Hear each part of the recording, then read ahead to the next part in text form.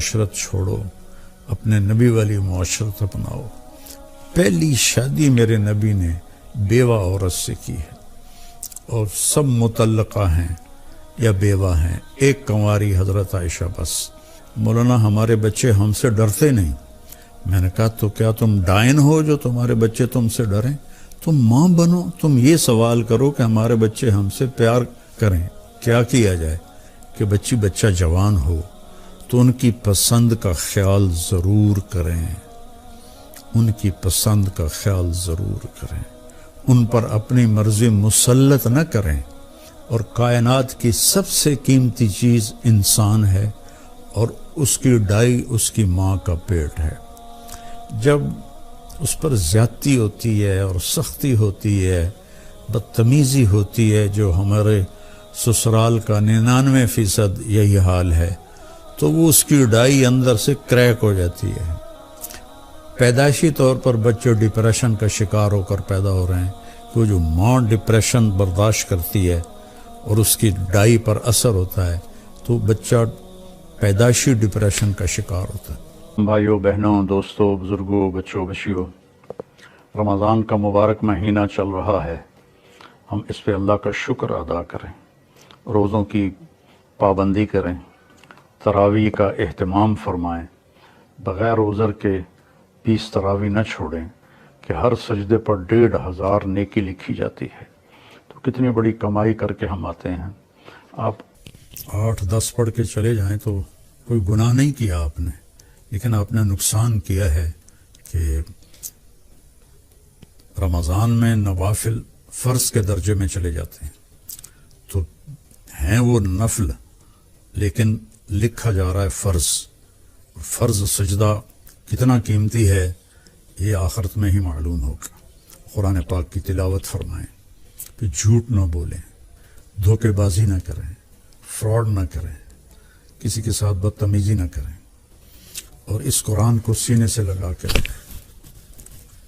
یہ واحد کتاب ہے جو آسمان سے جیسے اتری تھی آج بھی ویسے ہی ہے، لا ریب فیہ، شک سے بالا تر ہے، کوئی اس میں تبدیلی نہیں ہوئی، کسی نے زیادتی نہیں کی، کسی نے کمی نہیں کی۔ انا نحن نزلنا الذکر وانا لہ لحافظون، ہم نے قرآن کو اتارا اور ہم اس کی حفاظت کرتے رہیں گے۔ کچھ نادان قسم کے لوگ ہیں جو کہتے ہیں یہ قرآن وہ نہیں ہے، یہ قرآن بدل گیا ہے، تو میں ان سے گزارش کروں گا کہ اس کے بارے میں ایمان بنائیں کہ یہ وہی کتاب ہے جو میرے نبی پر اتری اور آج ہمارے ہاتھوں میں ہے، اور قیامت تک رہے گی، جب اللہ اس کو کوئی بدل نہیں سکتا، گھٹا بڑھا نہیں سکتا، ہاں اس کو اٹھا لے گا۔ قیامت کے قریب ایک دن آئے گا، صبح لوگ اٹھیں گے، جب قرآن دیکھیں گے تو سب خالی ورقے ہوں گے، ایک لفظ بھی نہیں لکھا ہوا ہوگا۔ اس طرح اللہ اس کو اٹھا لے گا، چونکہ یہ اللہ کی زبان سے نکلا ہوا کلام ہے، اسے کوئی بدل نہیں سکتا۔ تورات اللہ نے لکھوائی، بولی نہیں۔ زبور اللہ نے لکھوائی، اپنی زبان سے نہیں بولی۔ انجیل اللہ نے لکھوائی، اپنی زبان سے نہیں بولی، اس لیے وہ ساری تبدیل ہو گئی، اور یہ اللہ کی زبان سے نکلا ہے، اسے کوئی نہیں بدل سکتا۔ لا یاتیہ الباطل من بین یدیہ من خلفہ، اس کے اندر کوئی ملاوٹ نہیں کر سکتا، نہ کوئی جھوٹ ملا سکتا ہے، نہ جھوٹ مل سکتا ہے۔ تو میں 2 لفظ پر آج پہلے بات کروں گا کہ روزے کا بیان چل رہا ہے، تو روزے میں اللہ تعالیٰ ایک جگہ فرماتا ہے ہن لباس لکم وانتم لباس لہن، کہ تمہاری بیویاں تمہارے لباس ہیں، اور عورتوں سے کہتا ہے تمہارے خامن تمہارے لباس ہیں۔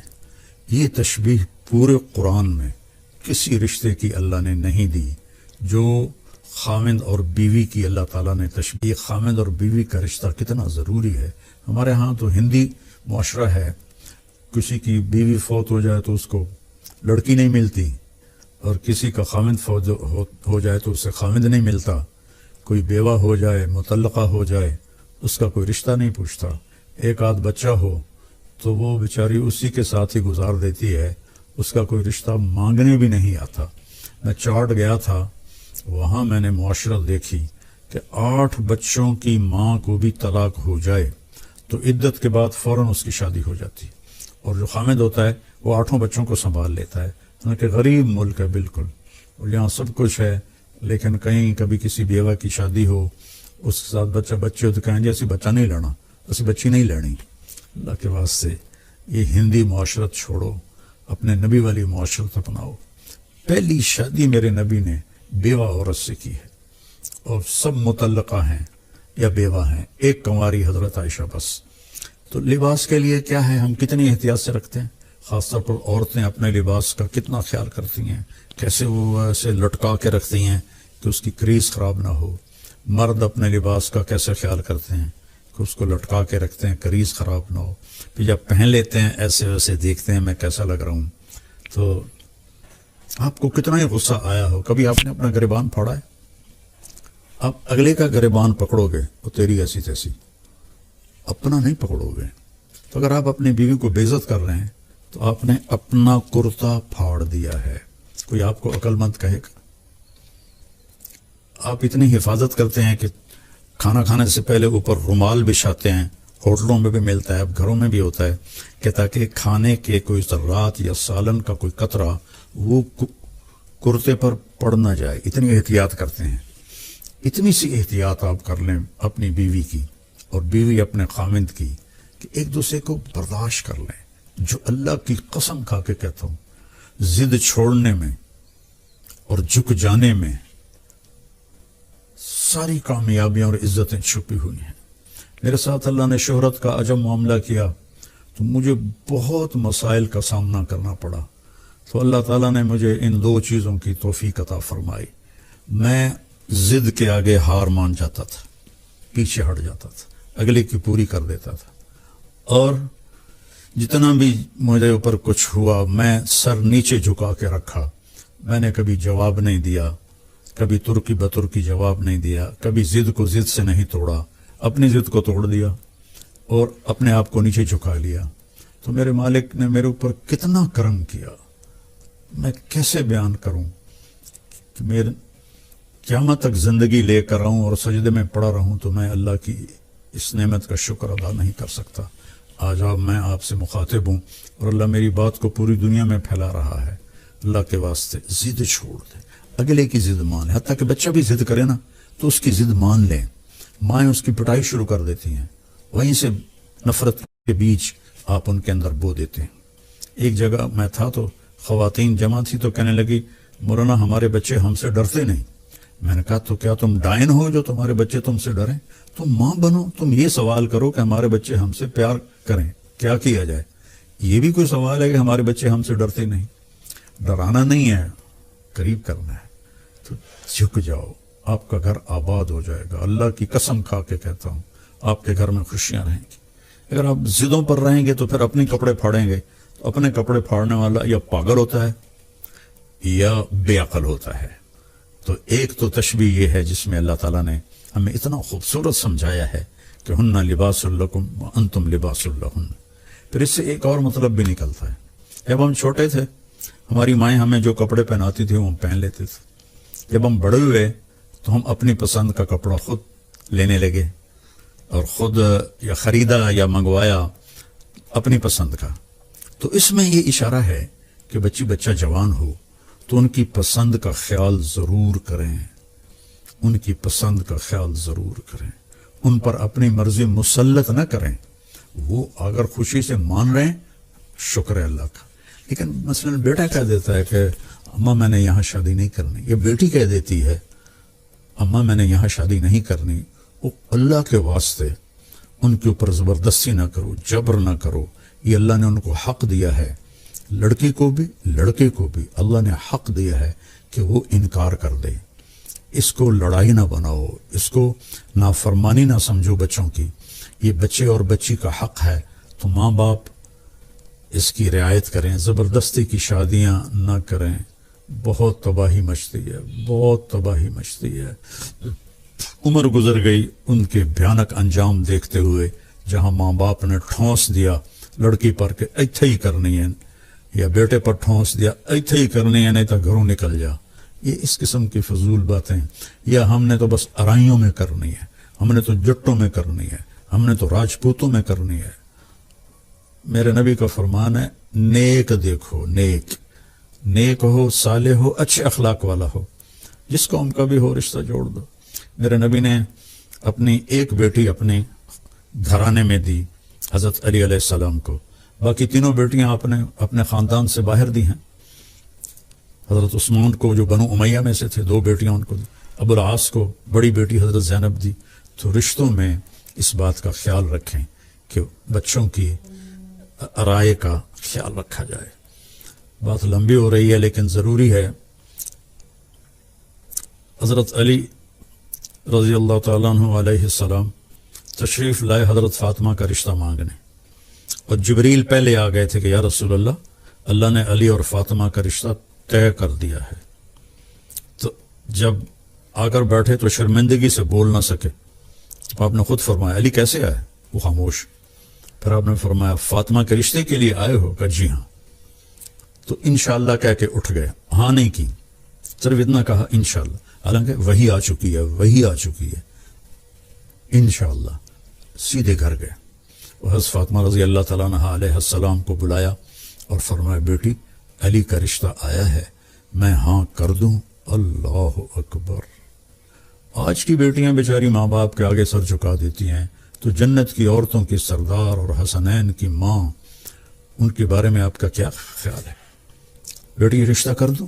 جب حضرت فاطمہ نے ہاں کی، کماری بچی کی خاموشی ہاں ہوتی ہے، انکار نہیں ہوتا ہے، تو آپ خاموش رہیں، اس کا مطلب تھا کہ میں تیار ہوں۔ اب فوراً واپس گئے، علی لوگوں کو بلاؤ۔ پھر لوگ آئے، مجمع مسجد میں اکٹھا ہوا، تو آپ نے ممبر پر کھڑے ہو کے پہلی بات یہ کی لوگوں میرے پاس جبریل اللہ کا پیغام لے کر آئے تھے کہ میں اپنی بیٹی فاطمہ کا نکاح علی کے ساتھ کر دوں۔ جب میرا نبی اتنا خیال کر رہا ہے ہم بھی خیال کیا کریں۔ اپنے پیٹ سے جنتے ہیں پھر ان پر وہ زیادتی کرتے ہیں، یہ ساری زندگی سے سکتی رہتی ہے۔ تو لباس کا خوبصورت تشبیہ ہے۔ دوسرا ہے نساؤکم حرث لکم، تمہاری بیوی تمہاری کھیتی ہے۔ میں تو ایک قدیم زمیندار گھرانے سے تعلق رکھتا ہوں، تو میں نے اگرچہ ڈائریکٹ زمیندارہ نہیں کیا، لیکن میں جانتا تو ہوں کہ فصل کو کیسے، کھیتی کو کیسے اگایا جاتا ہے اور کیسے اس کو پروان چڑھایا جاتا ہے۔ کبھی آپ نے دیکھا کسی پاگل کو کہ وہ آم کے پیڑ کو ڈنڈے مار رہا ہو کہ تو ایسواری آم کیوں نہیں دیتے، یا کپاس مکئی کو آگ لگا رہا ہو کہ ادھر چھلی نہیں لگی، ادھر ڈوڈا نہیں لگا؟ کس قدر زمیندار محنت سے فصل کو اگاتا ہے، اور پھر اس میں میاں بیوی میں کھٹپٹ تو ہوتی ہے، یہ جنت میں جا کے ہوگا ٹھیک، یہاں رہے گی، یہاں کھٹپٹ رہے گی، اس لیے جھکنا ہے، ایسا نہیں کرنا، ایسے کرنا ہے۔ تو اس میں گندی بوٹیاں پیدا ہو جاتی ہیں، تو ان گندی بوٹیوں کو نکالنے کے لیے ٹریکٹر کے الگ پتلے ٹائر ہم لگاتے ہیں تاکہ جو کھیتی ہے اس پر ٹائر چڑھ نہ جائے، تو پتلے سے ٹائر ہوتے ہیں، اور پیچھے پتلے باریک حل ہوتے ہیں جو صرف جڑی بوٹیوں کو آرام سے نکال کے باہر پھینک دیتے ہیں، اور جو 2 پودوں کے بیچ میں ہوتی ہیں وہ ہم مزدور لے کر وہ کھرپی سے اس کو نکلوا دیتے ہیں۔ تو یہاں بھی کیا خوبصورت تشبیہ ہے، کھیتی کو پیار سے اگایا جاتا ہے، پرورش کی جاتی ہے۔ یہ سردیاں آئیں تو آم کے درختوں کو جو چھوٹے تھے سب نے ڈھانپ دیا کہ سردی کی وجہ سے یہ جل نہ جائیں، پانی وقت پہ دو، کھاد دو، خشک شاخیں کاٹو، سپرے کرو۔ ابھی ہمارے گھر میں ہمارے باپ کے ہاتھ کا لگا ہوا آم کھڑا ہوا ہے 1964 کا، تو وہ جا کے ستمبر اکتوبر میں پھلتا ہے، تو وہ اس کی شاخیں بہت ہو گئی تھیں خراب، تو ہم نے مالی کو بلا کر وہ ساری کٹوائیں کہ تاکہ نئی شاخیں پیدا ہوں اور دوبارہ یہ پودا پھل دے۔ تو جس طرح کھیتی کو آپ کے گھروں میں پھلواڑی ہوگی، پھول ہوگا یا کوئی پودا ہوگا گملے میں ہوگا، آپ کتنا خیال کرتے ہیں، تو ایسا اتنا خیال آپ اپنی بیوی کا کر لیں۔ یہاں تو صرف مرد کو ہی اللہ حکم دے رہا ہے، یہاں عورت کو نہیں دے رہا، مرد کو کہہ رہا ہے اس کو کھیتی کی طرح پالو کہ اسی نے تو پھل دینا ہے، اسی پر تم زیادتیاں کرو۔ سب سے جتنی کوئی چیز قیمتی ہوتی ہے اس کی ڈائی اس سے بھی زیادہ قیمتی ہوتی ہے، کہ اس میں ذرا بھی خراش آ جائے تو وہ خراش اس چیز پہ پڑتی ہے. مرسڈیز کی ڈائی کتنی قیمتی ہوگی, اس پہ خراش ہوگی تو مرسڈیز پہ خراش آ جائے گی. کوئی بھی موٹر ہو خراش آ جائے, فوراً ڈائی کو توڑ کے نئی ڈائی لگاتے ہیں. اور کائنات کی سب سے قیمتی چیز انسان ہے, اور اس کی ڈائی اس کی ماں کا پیٹ ہے. جب اس پر زیادتی ہوتی ہے اور سختی ہوتی ہے, بدتمیزی ہوتی ہے, جو ہمارے سسرال کا 99% یہی حال ہے, تو وہ اس کی ڈائی اندر سے کریک ہو جاتی ہے. پیدائشی طور پر بچے ڈپریشن کا شکار ہو کر پیدا ہو رہے ہیں, کہ وہ جو ماں ڈپریشن برداشت کرتی ہے اور اس کی ڈائی پر اثر ہوتا ہے, تو بچہ پیدائشی ڈپریشن کا شکار ہوتا ہے. تو اللہ کے واسطے اپنی بیویوں سے حسن سلوک رکھیں. اللہ تعالیٰ کہہ رہا ہے وعاشروہن بالمعروف, اپنی بیویوں کے ساتھ اچھا سلوک کرو. فإن کرہتموہن, اگر تمہیں کوئی بات اچھی نہیں لگتی یا وہ پوری اچھی نہیں لگتی, فعسى ان تکرہوا شیئا ویجعل اللہ فیہ خیرا کثیرا, تو ممکن ہے اس ناگواری میں اللہ تمہارے لیے بہت بڑی خیر نکالتا.